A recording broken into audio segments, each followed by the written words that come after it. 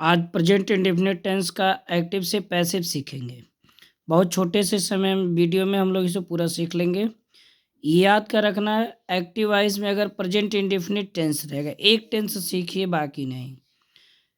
Present indefinite tense की जो पहचान की सेंटेंस की पहचान करने की जो बात होती है, क्रिया में एस होगा या यस होगा, डू होगा या डज होगा।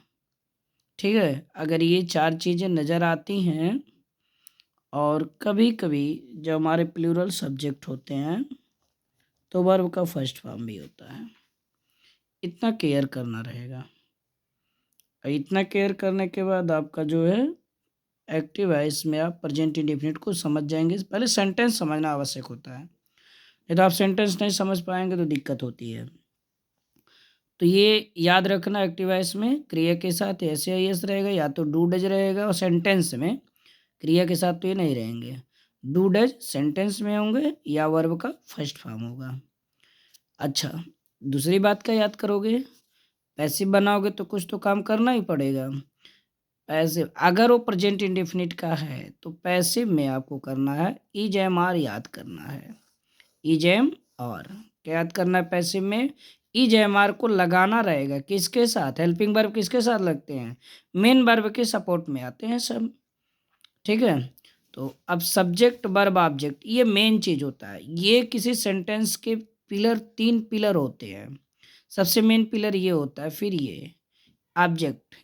और पैसिव वॉइस में सब्जेक्ट ऑब्जेक्ट तो वो एकदम मेन होते हैं। जैसे सेंटेंस जो होता है ना, सब्जेक्ट सेंटेंस का दूल्हा होता है, यानी जैसे बारात होती है तो दूल्हे न रहे तो बारात की कोई वैल्यू नहीं है। ऐसे सब्जेक्ट ना रहे तो सेंटेंस की कोई वैल्यू नहीं है। तो ऐसे ही सब्जेक्ट ऑब्जेक्ट मुख्य होते हैं। ठीक, और ऑब्जेक्ट, वर्ब, सब्जेक्ट और पैसिव में मैंने कहा है कि यहाँ हेल्पिंग वर्ब रहेगा। ये केयर करना है, ऐसे एरो लगा सकते हो समझने के लिए। मैं यहाँ 3 सेंटेंस लिखता हूँ और इसी पे आप सब सीखोगे। जैसे आई टीच यू, मैं आपको क्या कर रहा हूँ, पढ़ा रहा हूँ, तो आई टीच यू। समझ गए? इसमें ट्रिक क्या मिला? वर्ब का फर्स्ट फॉर्म आया है तो आप क्या कहेंगे? प्रेजेंट इंडेफिनिट है। तो पैसिव बनाते समय इज एम आर जरूर लगा लेना। तो पैसिव में क्या करोगे? इज एम आर लगाओगे। वर्ब के बाद ऑब्जेक्ट को पकड़िएगा, यू को लाइए खट से, यहाँ यू आ गया। अब यू के साथ इज एम आर में से क्या लगेगा आपको पता होगा? आर प्लूरल के साथ लगता है तो लगा दीजिए आर। वर्ब का थर्ड फॉर्म तो याद करना पड़ेगा, T A you ji H T.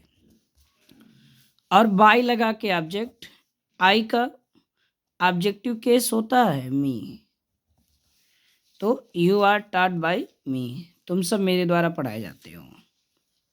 दूसरा सेंटेंस लिख दिया मैंने, ही स्पीक्स, SPEAKS, इंग्लिश। ठीक है, अब आप इसमें देखो देखो वर्ब ये है, थोड़ा सा ध्यान समझना। वर्ब ये है, सब्जेक्ट ये है, ऑब्जेक्ट ये है। वर्ब किससे सटा हुआ ऑब्जेक्ट हमेशा रहेगा, ये तलाश लेना। ठीक है, अब देखो वर्ब कैसे पहचानोगे? जिसके अब भाई मीनिंग तो इंग्लिश में कुछ याद ही करना पड़ेगा। स्पीक माने बोलना होता है, इतना तो आना चाहिए। अब बोलना तो बोलने का काम एक क्रिया है, और ये इंग्लिश, ये कोई किताब, भाषा। ठीक है, इंग्लिश बुक होता तो किताब, इंग्लिश लैंग्वेज हो गया। तो ही स्पीक्स इंग्लिश। अब देखो वर्ब में यस आ गया, प्रेजेंट इंडेफिनिट हो गया। अब पैसिव बनाने के लिए मैंने क्या बताया था? ए आएगा सब्जेक्ट की चेयर पे, पैसिव है इसमें, यहाँ हो जाएगा इंग्लिश, क्योंकि इनका सब्जेक्टिव केस भी यही होगा। अब इंग्लिश एक वचन है तो क्या लगेगा? इज, स्पीक का थर्ड फॉर्म स्पोकन। अब बाय लगा के ही का ऑब्जेक्टिव केस हिम होता है तो यहाँ हिम लिख देंगे। ऐसे में आपको 3 क्वेश्चन देता हूं, करिएगा, मजा आएगा। पहला है राम, राम रीड्स ई बुक। दूसरा है यू कॉल द सर्वेंट।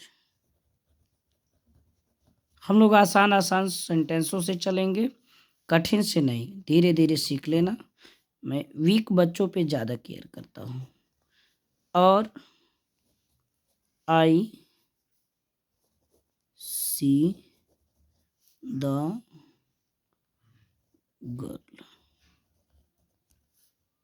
ठीक है, आई सी द गर्ल।